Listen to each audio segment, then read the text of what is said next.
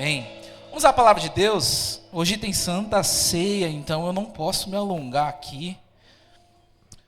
Eu quero compartilhar com vocês, fazer uma leitura primeiro do texto de Marcos, Evangelho de Marcos, capítulo 2, a partir do versículo 1. Marcos 2, a partir do versículo 1. Vou fazer a leitura até o versículo 12. Acompanhe no seu celular, na sua Bíblia. Hoje não tem um telão, então a gente não vai ter as imagens ali da pregação. Vocês vão ter que imaginar as situações hoje. Marcos, capítulo 2, segundo capítulo, a partir do versículo 1. Quantos acharam aí? Dá um amém bem forte. Eita, então quase todo mundo, 70%. Se você não achou, lê com alguém aí do lado. Diz assim: poucos dias depois, tendo Jesus entrado novamente em Cafarnaum, o povo ouviu falar que ele estava em casa. Então muita gente se reuniu ali, de forma que não havia lugar nem junto à porta. E ele lhes pregava a palavra. Vieram alguns homens, trazendo-lhes um paralítico, carregado por 4 deles. Não podendo levá-los até Jesus, por causa da multidão, removeram parte da cobertura do lugar onde Jesus estava e pela cobertura no teto baixaram a maca em que estava deitado o paralítico. Vendo a fé que eles tinham, Jesus disse ao paralítico: filho, os teus pecados estão perdoados. Estavam ali sentados alguns mestres da lei, raciocinando em seu íntimo, pensando consigo mesmo: por que esse homem fala assim? Está blasfemando. Quem pode perdoar pecados a não ser somente Deus? Jesus percebeu logo em seu espírito que era isso que eles estavam pensando e lhes disse: por que vocês estão remoendo essas coisas em seu coração? Que é mais fácil dizer ao paralítico: os seus pecados estão perdoados, ou levante-se, pegue a sua maca e ande? Mas para que vocês saibam que o Filho do Homem tem na terra autoridade para perdoar pecados, disse ao paralítico: eu lhe digo, levante-se, pegue a sua maca e vá para casa. Ele se levantou, pegou a maca e saiu à vista de todos, que atônitos glorificaram a Deus, dizendo: nunca vimos nada igual. Amém? Existem mais 2 textos da Bíblia que contam a mesma história de maneira diferente. Um está em Mateus capítulo 9, do 1 ao 8, e eu quero ler o último versículo de Lucas 5, que é o versículo 26 da mesma história. Lucas 5, 26. Essa frase aqui me chama muita atenção. 5, 26 diz assim. É a mesma história. Todos ficaram atônitos e glorificaram a Deus, e cheios de temor diziam: hoje vimos coisas extraordinárias. Meu Deus. Pode voltar lá para Marcos 2. Feche seus olhos para fazer uma oração. Vamos levar nossa mente ao Senhor para ouvirmos a palavra dele. Pai, nós queremos te agradecer pela tua presença no nosso meio, pela tua graça sobre a nossa vida, a tua misericórdia. Peço a tua graça porque eu vou ministrar a tua palavra, essa palavra te pertence. A inspiração não veio de mim, não veio de livros, mas veio do teu Espírito Santo. E que essa palavra que o Senhor quer nos falar hoje venha impactar a nossa vida, de maneira que nós possamos sair daqui e a nossa segunda-feira possa ser transformada, a nossa semana possa ser transformada em nome do Senhor Jesus. Amém e amém. Eu quero falar com vocês sobre um Jesus que espera por pessoas. É o título da minha mensagem. Um Jesus que espera por pessoas. Vira para a pessoa que está do seu lado. Lá vai eu, com as anti-oratórias. Vira para a pessoa que está do seu lado e fala assim: ó, Jesus espera por pessoas, viu? Não estou brincando não, Jesus espera por pessoas. Algumas pessoas acham que Deus precisa de sacrilégios. Mas no geral, na cultura brasileira, nós crescemos assim e pensamos assim: eu preciso fazer tal coisa para agradar a Deus. No geral, não estou falando nem de crente, estou falando de qualquer pessoa. Para que Deus me aceite, eu preciso acordar cedo, arrumar minha cama. Para que Deus prospere meu trabalho, eu preciso acordar 4 horas da manhã. E arrumar a casa e trabalhar. Sacrilégio. Mas a verdade é que existe uma coisa, 2 coisas que movem o coração de Deus. A primeira é a oração. A oração move o coração de Deus e move as mãos de Deus. Quando você ora, Deus age em favor da sua oração. Quando nós temos vários exemplos aqui de irmãos que foram no hospital e fizeram uma oração e o camarada está vivo até hoje. Já estava tido como perdido, como morto. Teve uma vez que a gente estava num culto, na antiga Berena Cambuci, fica lá próximo do centro, e no final do culto, chegou uma irmã na igreja e pediu para a gente orar por uma amiga dela que estava na mesa de cirurgia, e, enfim, ia operar, uma operação de risco, e tinha um tumor do tamanho de uma laranja. E aí não tinha o que fazer. O que a gente faz nessa hora? Pô, eu creio no meu Jesus. Eu tinha acabado de pregar, irmãos. Não é possível que eu ia falar que a gente só, a gente ora lá. Né? A gente parou a igreja na hora, nós começamos a orar. E de alguma forma, pouco tempo depois, nós recebemos uma ligação lá dizendo que teve que abortar, não é a palavra certa, abortar a cirurgia, mas porque o médico deu uma louca de refazer os exames e aquele tumor já não estava lá. Ou seja, uma coisa que move a mão de Deus, o coração de Deus, oração. Mas a segunda é quando nós levamos pessoas a Jesus. A Bíblia diz que quando um pecador se arrepende, há festa no céu. Eu não vi outro texto da Bíblia que fala sobre festa no céu, a não ser quando um pecador se arrepende. Os anjos fazem festa. O dia que você levantou a mão e disse, eu quero Jesus, o dia que você veio aqui e se reconciliou com Jesus, teve uma festa específica por você. Você acredita? Irmão, eu tenho um problema, né? Eu não gosto de comemorar o meu aniversário, você acredita disso? Não gosto. Os irmãos fazem um negócio para mim no meu aniversário, aqui eu fico sem graça. Eu não sei reagir, porque eu cresci sem festa de aniversário. Sabe como é que eu fui curado? Que eu soube que no dia que eu me converti, fizeram uma festa no céu. Fizeram, sei lá o que fizeram lá, mas eu fiquei, peraí, o céu fez festa. Pô, o que me importa as pessoas? Aí parece que Deus me acordou para a vida, isso eu era mais novo na fé. Mas sempre que levamos alguém a Jesus, algo extraordinário acontece.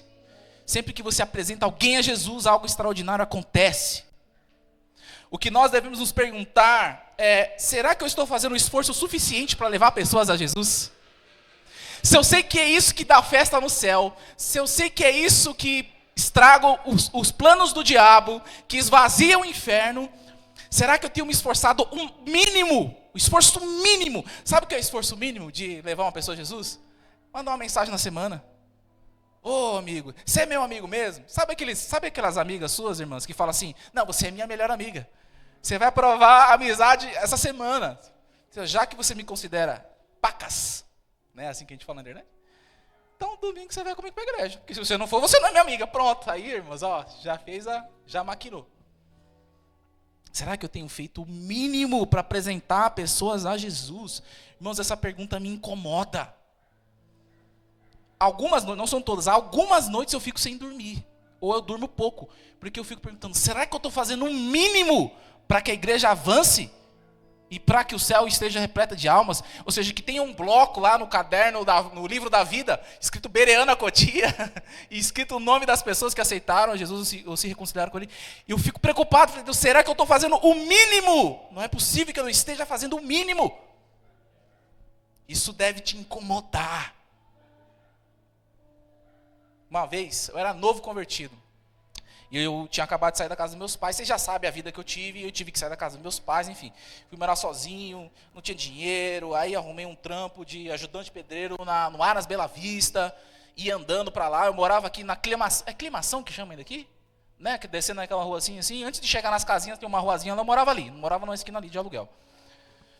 E eu estava triste pra caramba e tal, um novo convertido chorando, orando, falando com Deus de madrugada. E aí eu fui inventar de assistir o programa do Silas Malafaia. Eu admiro muito o Silas Malafaia, para vocês entenderem, né? Gosto muito dele. Muita coisa eu não concordo, assim como vocês não concordam com muita coisa que eu falo, eu também não concordo com muita coisa que ele vai. A gente é ser humano. Mas ele estava pregando um negócio muito interessante, que acabou comigo e me fez acordar para a vida. Inclusive o Silas Malafaia hoje ele está mais pastor do que antes. Antes ele é só itinerante, saía pregando só palavra de vitória. Agora, se você assistir um programa lá da igreja dele, você vai ver que ele está mais pastoral, ele está atendendo pessoas agora. Estou ajudando você a gostar um pouquinho do Silas, que é nosso irmão na fé, tá bom? Estou dizendo que é para ir lá para a igreja dele também, não. Aí ele falou assim, olha só isso, meu Deus do céu. E colocou o dedo assim na cama. Você que está desanimado aí na sua cama. Você que anda chorando e reclamando da vida. Você aí que está dizendo. Ele fala assim, né? Que Deus não vai fazer nada. Que não vai ter vitória. Levanta a cama. Levanta da cama agora e vai evangelizar. Que você vai ver que Deus vai te dar alegria. Você acredita? Eu parei de chorar na hora, irmãos. Eu falei, caramba, é isso mesmo, né? Eu estou aqui chorando, me engano as coisas da vida. Sendo que eu fui chamado para levar pessoas a Jesus. Aquilo me deu uma injeção de ânimo, porque eu acordei no dia seguinte mais animado. Falei, não, preciso mudar de vida, chega de reclamar e vamos focar em levar vidas para Jesus. Irmãos, eu vivi um dos meus melhores anos. Na igreja, no final do ano, olha, é coisa de ego, né? Eu fui o destaque da igreja. Porque eu ganhei mais almas naquele ano para Jesus e fui premiado. Aí o pastor invitou te chamar para contar o testemunho. Eu não falava do jeito que eu falo hoje, que eu vim da quebrada, então eu só falava a gíria e não soube falar. Eu acho que os irmãos nem me entenderam naquele dia lá. Que eu falei, não, o bagulho é louco, tio. Mano, tio, você tá... Eu falei desse jeito, né? Tô dizendo que isso é errado, mas vocês entenderam a minha situação, né, irmãos? Porque eu acordei para a vida, eu entendi, não, peraí, por que eu vou ficar chorando as minhas mágoas? Sendo que quando eu começo a levar pessoas a Jesus, algo extraordinário começa a acontecer. Minha vida mudou. Meu status emocional mudou, porque a alegria de falar sobre Jesus te acompanha. O Espírito Santo te acompanha. Você não sabe o que falar, ele vem falando para você, vai, fala. De repente você está conversando com alguém, você fala a vida toda da pessoa, você nem sabe o que falou, e a pessoa fala, quem te falou isso? Você falou o quê? Eu nem lembro o que eu falei. Isso é o Espírito Santo agindo através da sua vida, quando você está levando pessoas a Cristo. Eu quero destacar 3 tipos de pessoas, nesse texto que eu li para vocês, que irão nos ajudar aqui a melhorar a nossa performance em levar pessoas a Cristo. Eu quero levar mais pessoas a Cristo, irmãos. Eu quero chegar no céu e quando Jesus falar, Pastor Luiz Fernando Rhodes Fraga, compareça. Não vai ser assim não, mas é mentalidade, é a mente, né? Compareça ao tribunal de Cristo. Vai ser presenteado. Aí vem um anjo assim, um querubim, chega com um negócio assim, Jesus, me ajuda aqui, pega aí. Tira o selo e desembrulha aquele monte de nome. Parabéns, você me trouxe muitas pessoas. É por isso que você viveu muitas coisas e viu muitas coisas extraordinárias. Então, meu irmão, vou parafrasear o Silas Malafaia hoje aqui. Tomara que ele veja isso um dia na internet aí. Você que está triste aí, desanimado, que chega no domingo e fala, não vou para a igreja hoje, que chega na quinta, não vou para a igreja hoje, que tem o dia do evangelismo e fala, não estou a fim de evangelizar hoje. Você está vendo que a sua vida não vai para lugar nenhum, né? Você já percebeu? Eu acho que você é inteligente o suficiente para entender que a sua vida está do jeito que está, porque você está estagnado espiritualmente com Jesus. Se você sair dessa estagnação e começar a focar apenas em falar, eu preciso levar pessoas aos pés de Jesus, você vai viver coisas extraordinárias. Não só as pessoas que você vai levar a Jesus, porque elas serão curadas, serão restauradas, se reconciliarão com Jesus, mas a sua vida vai ser impactada por isso. 3 tipos de pessoas. O primeiro tipo de pessoas são aqueles que levam alguém a Jesus. Esse é o primeiro tipo de pessoa que aparece aqui. Aqueles que levam alguém a Jesus. No caso, eram 4 pessoas. Poderia ser 4 amigos ou 4 familiares que estavam carregando um paralítico. E você precisa entender que aqueles que levam alguém a Jesus, muitas vezes vai ter que carregar essas pessoas. As pessoas vão ser carregadas. Irmãos, tem gente que precisa ser carregada, literalmente. Se você não for lá buscar, não vem. Se você não mandar mensagem, fica chateado a semana inteira. Tem que carregar. Você já viu esse tipo de pessoa que precisa carregar? O que acontece com a gente? Quando a gente vai amadurecendo na vida cristã, a gente começa a julgar muitas pessoas, né? Olha lá o irmão derrubado, não consegue nem vir para o culto. A gente fica crente ruim do nada, não sei por que isso acontece com a gente. Crente, raça ruim, tá vendo? Não vem para a igreja. Existem pessoas que precisam ser carregadas. Existem pessoas que precisam de um carinho muito especial da gente. Aqueles que querem levar pessoas a Jesus precisam entender que existe uma categoria de pessoas que só vão conseguir chegar a Jesus carregada. Seja fisicamente, emocionalmente, psicologicamente, espiritualmente, existem pessoas que precisam ser carregadas e nós não devemos desistir delas. Porque esse tipo de pessoa é o que a gente desiste rápido. A gente não quer problema na igreja. A gente não quer trazer uma pessoa para a igreja que vai dar problema, pastor. Olha o pensamento do crente. Irmão, eu quero problema, tá bom? Pode trazer para a igreja aqui. Não sei o que resolve o problema, quem resolve é Jesus. A gente ora, é curado, a gente ora, o demônio sai, a gente ora, tem libertação. O problema não é a gente, não. Então tem gente que não traz pessoas para a igreja, porque não, pastor, é que isso aqui precisa carregar. Você vai ter muito trabalho. Mas é meu trabalho, irmão. Servo de Deus, me ajuda a trabalhar. Eu estou trabalhando pouco. Vocês não me dão trabalho, irmãos. Me dá trabalho, por favor. Eu estou pedindo. Você já viu alguém pedindo trabalho? Meu Deus do céu. Joga uma CLT na mão desse pastor aí, para ele parar de falar. Ai, meu Deus. Existem pessoas que vão ser carregadas. Até encontrar Jesus, elas precisarão ser carregadas. O que acontece quando nós decidimos levar alguém a Jesus? O que aconteceu com esses 4 homens que estavam carregando o paralítico? Eles obtiveram visão. Por isso que eu dei o exemplo do Silas, quando ele falou, levanta da cama e vai evangelizar, que sua vida vai mudar. Porque quando você está fazendo a obra de Deus, que é levar pessoas a Cristo, as escamas caem dos seus olhos. Parece que você ganha um discernimento espiritual diferente, você começa a entender. Parece que quando você está conversando com uma pessoa, parece que você faz uma leitura da pessoa, você fala, o teu problema é esse aqui. O teu problema é falta de fé. O teu problema é que tu não ama o teu marido. Você está com problema no teu filho porque você é mentirosa. Às vezes acontece isso. Porque a visão abre, ela é ampliada. Quando esses homens estavam e souberam que Jesus estava na casa, provavelmente seria a casa de Pedro, enfim, não dá para discutir isso agora. Eles estão carregando, falando, vamos só levar lá que Jesus vai receber. Mas quando eles chegam lá, tem uma multidão na frente. E agora, como é que a gente faz? A minha intenção é boa. Eu sei que Jesus cura, eu estou com alguém para curar, já estou fazendo um esforço para levar aqui, mas não tem como passar. Como é que faz? Precisa de visão nessa hora. Aqueles que levam pessoas a Jesus obtêm visão. E a visão determina a maneira de viver. A visão nasce da pesquisa e da informação. Quanto mais você sabe sobre Jesus, mais facilidade você tem de levar pessoas a Ele. Não é só saber onde Jesus está, mas e quando chega aqui, o que eu faço? Irmãos, deixa eu falar uma coisa para vocês. É muito difícil você trazer uma pessoa para a igreja e ela já gostar da igreja e ficar da igreja. Isso não é muito difícil, é muito difícil. Porque muitas vezes, se você for como eu, chato pra caramba. Porque como é que eu convido as pessoas? Elas não vêm se eu chamar uma vez. Aí eu fico, não, vamos lá. Não vou, não, vamos lá. Eu tinha uns amigos que eu ganhei para Jesus que eu falei, eu só vou parar de encher o teu saco quando você pisar na igreja no domingo. Se você pisar, eu não falo mais com você. Porque eu tinha certeza que se ele tivesse um encontro com Jesus, a vida dele ia mudar. E eu vi muitas pessoas tendo a vida mudada.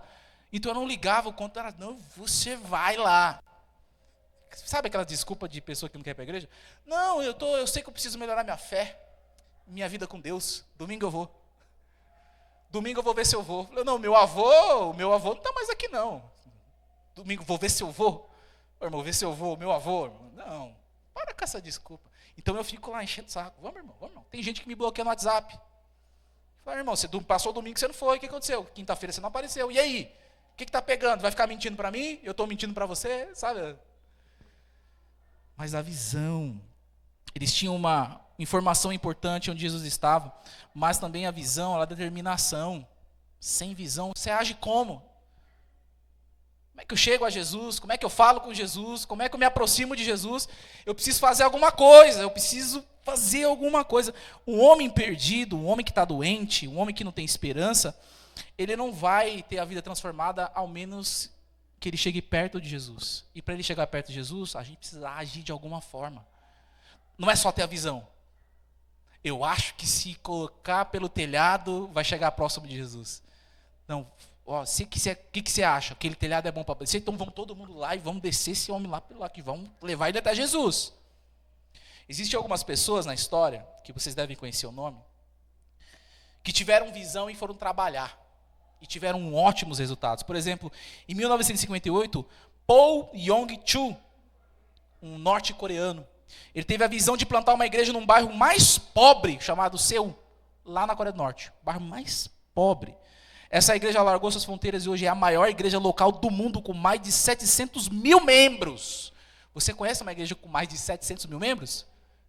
Eu acabei de falar para você que existe. Então, está lá na Coreia. Lá do outro lado. Divisa com a Coreia do Norte. A ditadura que tem lá. Um homem que teve visão. Eu preciso ganhar almas para Jesus. Eu preciso levar pessoas a Jesus. Eu vou abrir uma igreja aqui. Mas o bairro é pobre. Vamos abrir aqui. Não é sobre a pobreza, não é sobre pessoas, é sobre Jesus. Quando você quer levar pessoas a Jesus, coisas extraordinárias acontecem. Ou seja, o Brasil, que tem não sei quantos milhões de pessoas, não tem uma igreja de 100 mil pessoas. Mas na Coreia do Sul, olha o tanto de pessoas. William Wilberforce, ele entrou no parlamento ainda novo lá na Inglaterra, e ele teve uma visão de, através das propostas dele de libertação dos escravos, e foi um cara muito evangelista, de levar pessoas a Jesus, ele não descansou enquanto isso fosse à risca. Então, em 1789, ele dedicou a sua vida a isso, e em 1833, 4 dias antes de morrer, a escravidão foi abolida na Inglaterra, e aí depois desceu, depois o Brasil também foi obrigado a abolir a escravidão. O Brasil foi o último país do mundo a abolir a escravidão. O Brasil aqui, o nosso Brasil aqui. Mas começou com um jovem no parlamento americano, teve uma visão. Isso está errado, eu preciso levar pessoas a Cristo e não a escravidão. Billy Graham, esse aqui é o homem. Ele teve a visão de evangelizar o mundo. Começou na rádio, começou pregando. Quando ele pensou que não, ele estava diante de estádios lotados de pessoas. Ninguém vivo nessa terra conseguiu fazer o que Billy Graham fez. Alcançar tantas pessoas pregando o evangelho. E ele pregava simples. Não tinha nada difícil. Ele alcançava todo mundo. Eu trabalhei para o Billy Graham, você acredita? Você acredita? Ele fez uma ação aqui no Brasil. Vocês lembram disso? Não sei se vocês vão lembrar. Vocês lembram disso? Uma ação do Billy Graham, que a gente ia na casa das pessoas e colocava lá o programa para assistir, te fazia o negócio. Eu trabalhei para o Billy Graham, irmãos. Eu não conhecia o homem. Mas olha, o cara teve visão e foi para cima. Nós precisamos entender que levar pessoas a Cristo não é só benefício para o Cristo que está recebendo, mas para nós também, porque a nossa visão amplia. A gente começa a sair do comodismo e do mimimi cristão, que está doendo demais, não suporto, não estou aguentando. Quando você começa a trabalhar para Jesus, você começa sendo renovado.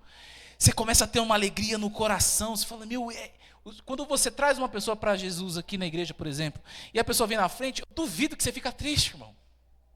Você fala, meu Deus, deu certo, eu trabalhei, eu orei a semana inteira, eu jejuei, eu falei, eu coloquei outra pessoa para falar, eu mandei um clipe, eu mandei um vídeo da Gabriela Rocha, eu mandei uma pregação, eu mandei uma frase, mandei um versículo, e aí ela foi lá na frente, chorou e quis Jesus.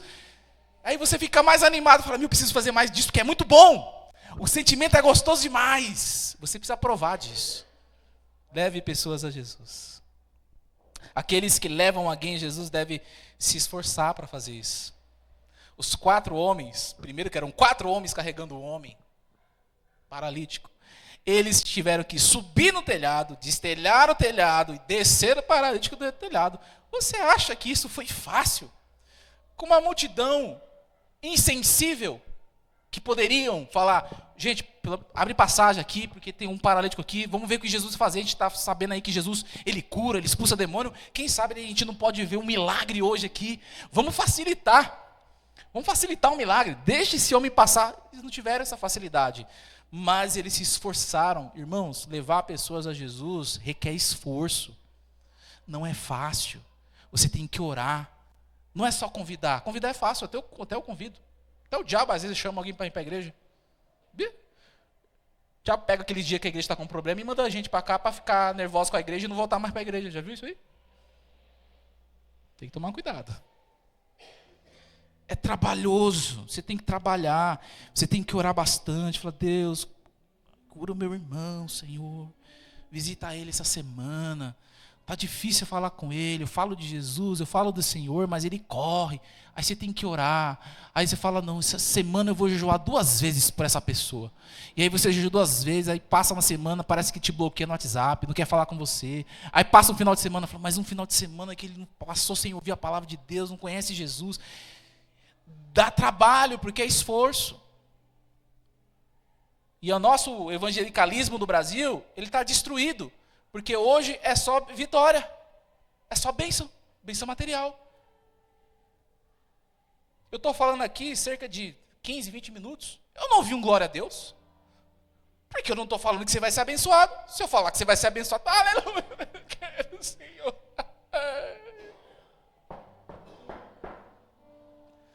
Você vai pular, irmão. Mas deixa eu te falar uma coisa. Fique tranquilo que as bênçãos de Deus vêm para aquele que se esforça em levar almas aos pés de Jesus. As portas de Deus vão abrir de sua vida quando você cumprir o teu propósito de levar pessoas a Jesus. Leve pessoas a Jesus. Irmão, a minha vida. Depois me chama para tomar um café, deixa eu contar minha vida para você. Eu não estou falando bobeira não. Deixa eu contar minha vida para você. Me chama. Mas vamos tomar um café aqui? Vamos tomar um café. Comer uma coxinha ali? Vamos comer. Deixa eu contar um pouquinho da minha vida, da minha história, de como eu conheci Jesus. Dá certo. Eu sou muito abençoado, irmão. E eu sou pobre. Eu sou ricamente abençoado por Deus. Eu tenho uma mulher linda, eu tenho um filho maravilhoso. Eu tenho uma saúde muito boa. E eu não tinha saúde antes de conhecer Jesus. Estava jurado de morte antes de me converter. A partir do momento que eu aceitei Jesus, entendi que Ele me colocou nessa terra para levar pessoas a Ele, a minha vida mudou. E eu não precisei ficar indo atrás de campanha da prosperidade. A campanha da casa própria. A campanha do carro novo. A campanha da mulher desejada. A campanha do marido valoroso. A campanha do não sei o quê. Tem igreja fazendo trago o seu marido de volta em 7 dias. Igreja, irmãos. Igreja fazendo trago a sua mulher de volta em 7 dias. Você está entendendo como é que está o negócio? Você vai nessas igrejas, essas igrejas estão lotadas. Porque não tem Jesus lá. Ninguém está levando ninguém para Jesus, então é mais fácil. Não dói, não tem esforço, pastor. Eu não preciso me esforçar, eu não preciso falar de Jesus, eu não preciso mudar de vida, eu só preciso estar do jeito que eu estou aqui e pronto. Os filhos do pastor Ricardo, eles moram no Alphaville e estudam no Mackenzie. Eles têm dinheiro, enfim, não vamos falar da vida dos nossos pastores, são ricos mesmo. E todos os amigos da escola deles é de uma igreja bem famosa aí. E aí quando você pergunta para eles, e aí, tal, aquela igreja tal, que você até compra pipoca para entrar, que a fila é grande. E os seus amigos lá? Nenhum dos meus amigos são crentes. Eles vão para a igreja. Eles participam, eles tiram foto nos corredores, com a iluminação, com os LEDs, mas eles não são crentes. Porque é assim que está hoje. Graças a Deus eu vou dormir tranquilo, e sempre durmo tranquilo todas as vezes que eu prego, porque as minhas palavras normalmente elas são pastorais, que é para te esticar e ser um crente melhor. Para você ser um crente melhor, para você entender, a tua vida vai mudar assim em nome de Jesus, e Deus tem bênçãos de prosperidade para a tua vida, mas elas começam quando você está no propósito dele. Pode perceber, irmão, se você não estiver no propósito de Deus, não estiver levando pessoas a Cristo, você vai se trabalhar de se matar, vai ficar reclamando do trabalho, vai cansar. Você pode perceber, porque eu já passei por isso.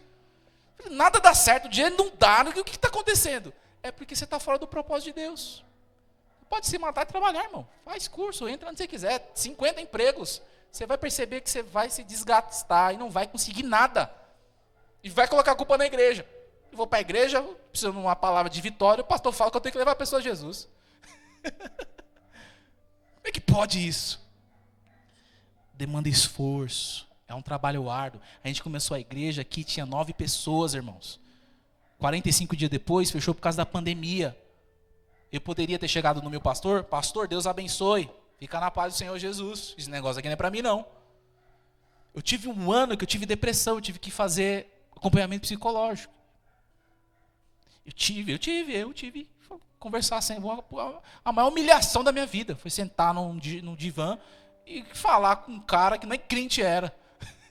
Esse cara vai me entender? Fiquei julgando o cara o tempo todo. Esse cara não vai me entender, ele não é crente. O cara era profissional da saúde, eu estava precisando de ajuda.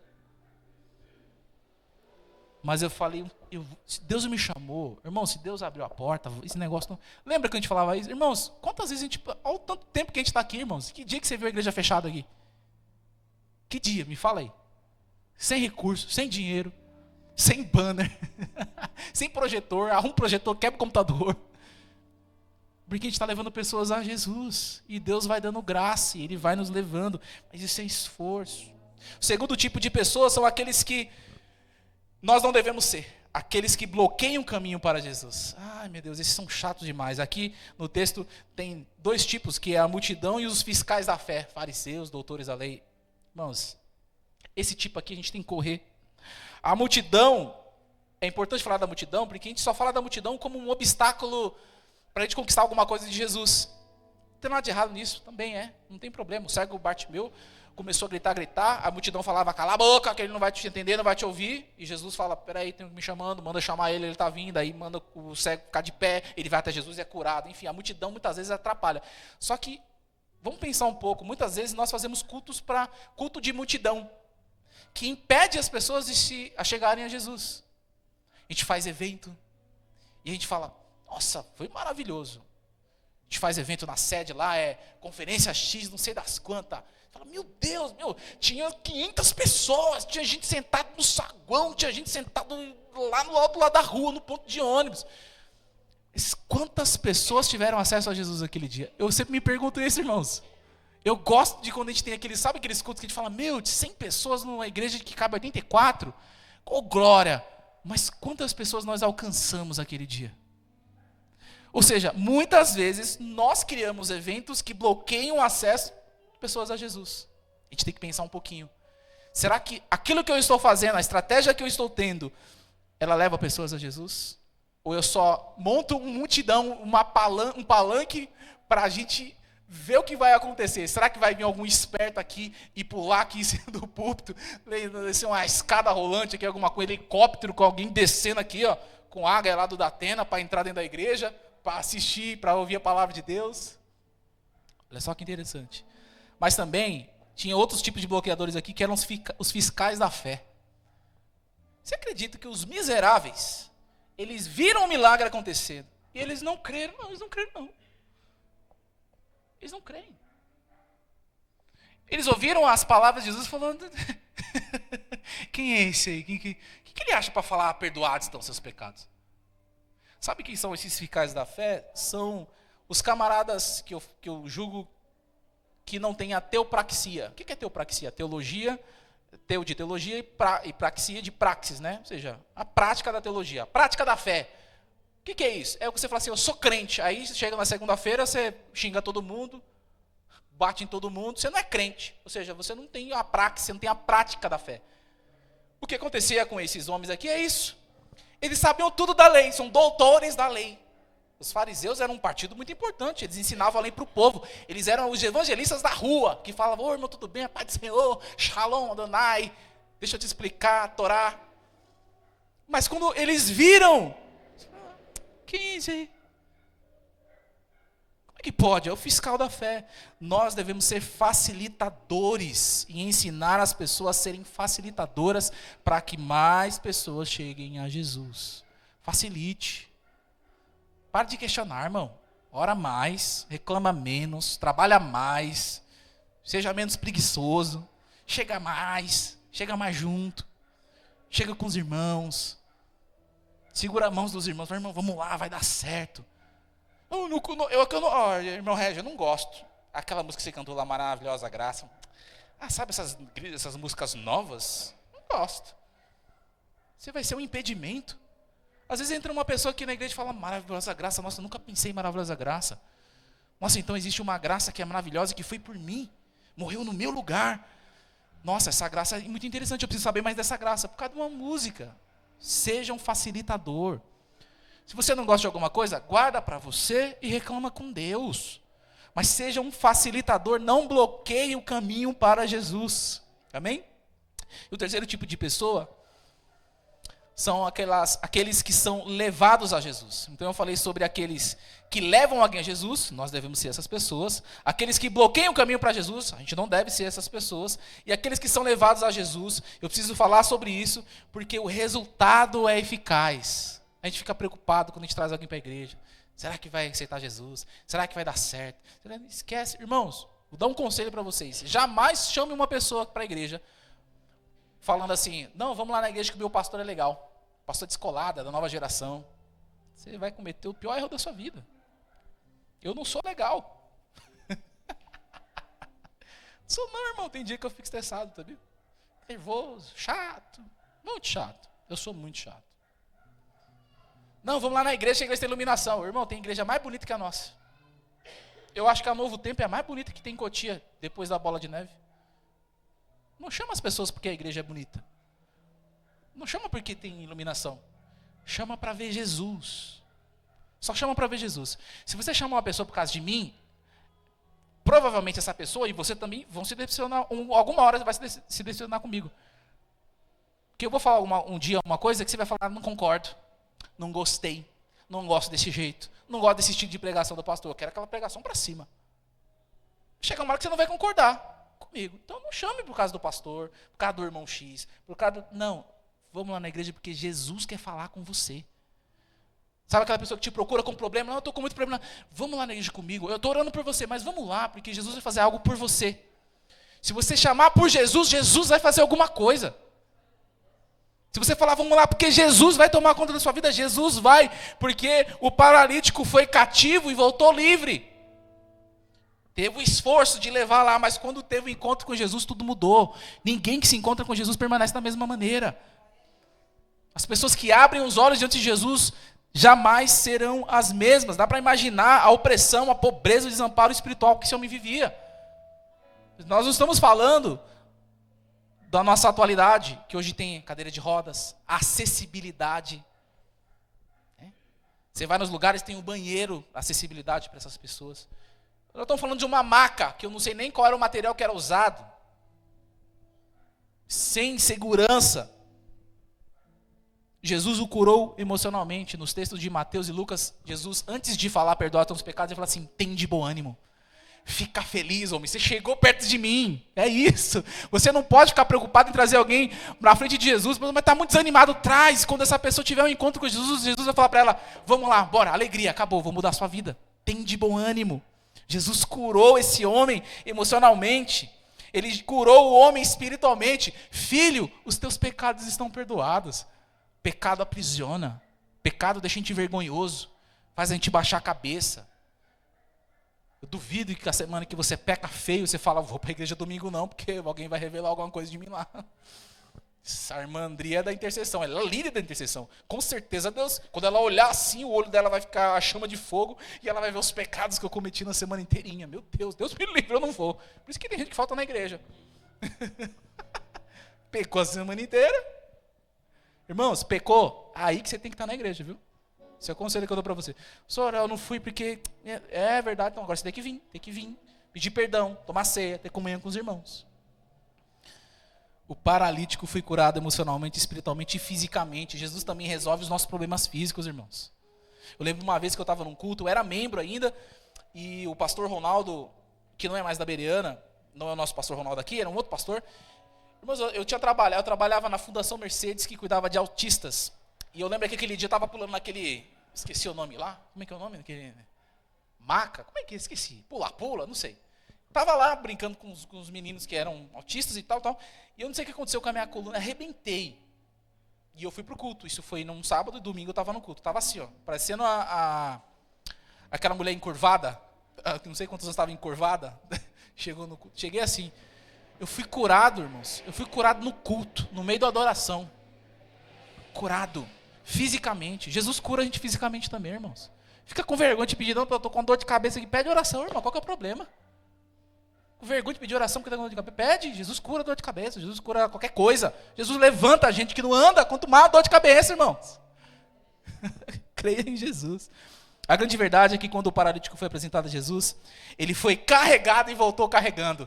Ei, tem de bom ânimo. Seus pecados são perdoados. Pega a tua maca, levanta e anda. Traz as pessoas para Jesus, irmãos. Elas vão vir carregadas. Jesus vai falar assim, larga isso aí de lado, levanta e anda. Tira esse peso que te carrega há muitos anos, levanta e anda. Tira essa tristeza de que faz chorar todos os dias da semana, levanta e anda. Tem de bom ânimo. Perdoados estão os teus pecados. Ele foi buscar uma bênção e recebeu duas. Eu coloquei isso, mas nem foi que os amigos que levaram.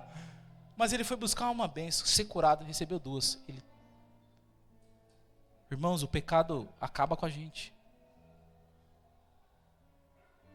Quando Jesus fala, perdoados estão os pecados, acabou.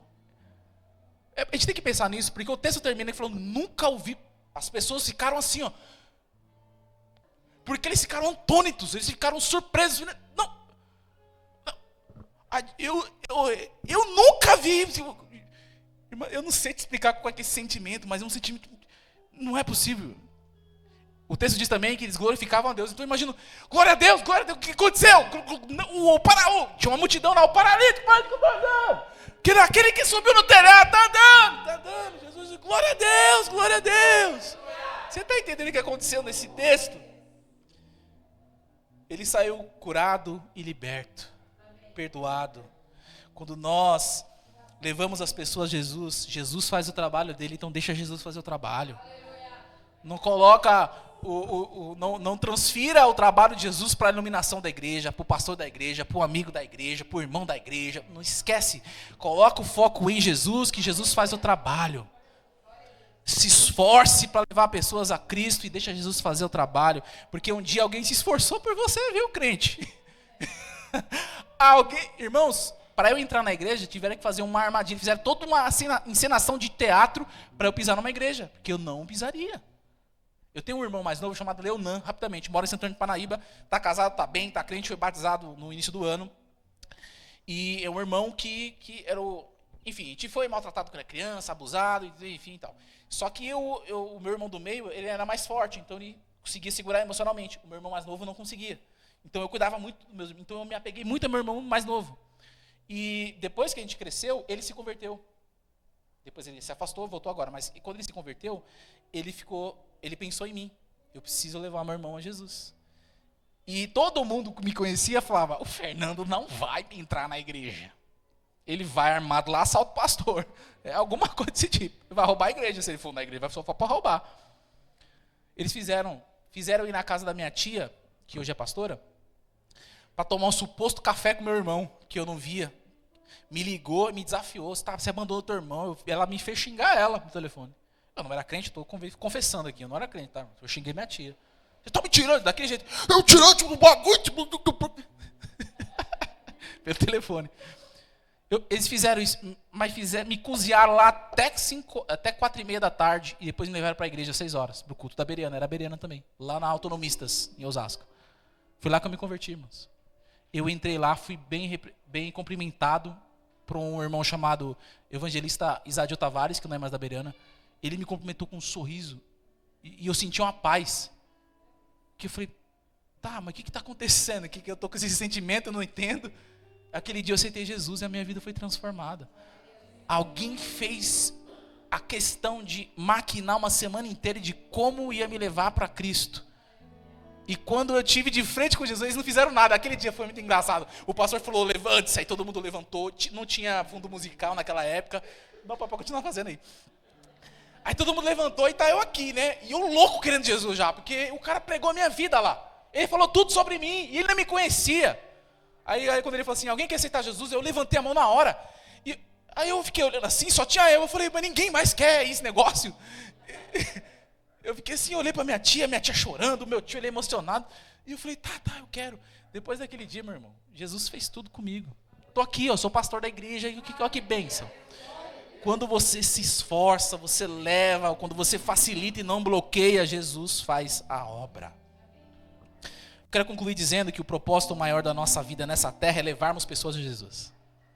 Você pode ter suas metas no seu trabalho, você pode querer enriquecer, chegar ao 1º milhão até os 30 anos de idade, você pode fazer mentoria, faz tudo isso, meu irmão, faz tudo isso, mas não fuja do teu propósito que é levar pessoas a Jesus.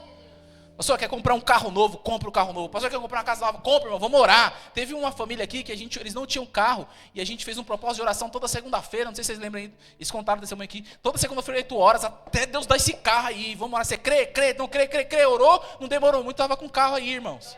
Porque Deus, isso aí é pouco para Deus, você está preocupado com, você acha que é muito ter uma casa, para Deus é pouco, é uma fagulha. O mais importante é o nosso propósito, levar pessoas a Ele. Nós devemos nos esforçar para que pessoas conheçam Jesus. Não podemos nos fechar nas 4 paredes e ficar vivendo experiência na igreja só para a gente. Se você é cheio do Espírito Santo durante o culto, durante algum evento da igreja, e isso não impacta as pessoas lá fora, eu não sei o que você está vivendo, isso não é Cristo, isso não é Jesus, isso não é unção de Deus, isso é só para o teu ego. Então deixa de viver o teu ego e começa a viver as coisas de Deus. Começa a espalhar aquilo que você vive aqui dentro para as pessoas lá fora. Impacte a vida das pessoas e Deus vai mudar a sua história. que nós devemos ser aqueles que levam pessoas a Jesus e todas as barreiras ficarão para trás, aqueles que ao invés de bloquear o caminho, facilitam a aproximação de Jesus, aqueles que vislumbrarão o resultado de uma pessoa que é levada para Jesus. Eu quero ser essa pessoa. Amém? Dê uma linda salva de palmas ao Senhor Jesus. Glória a Deus.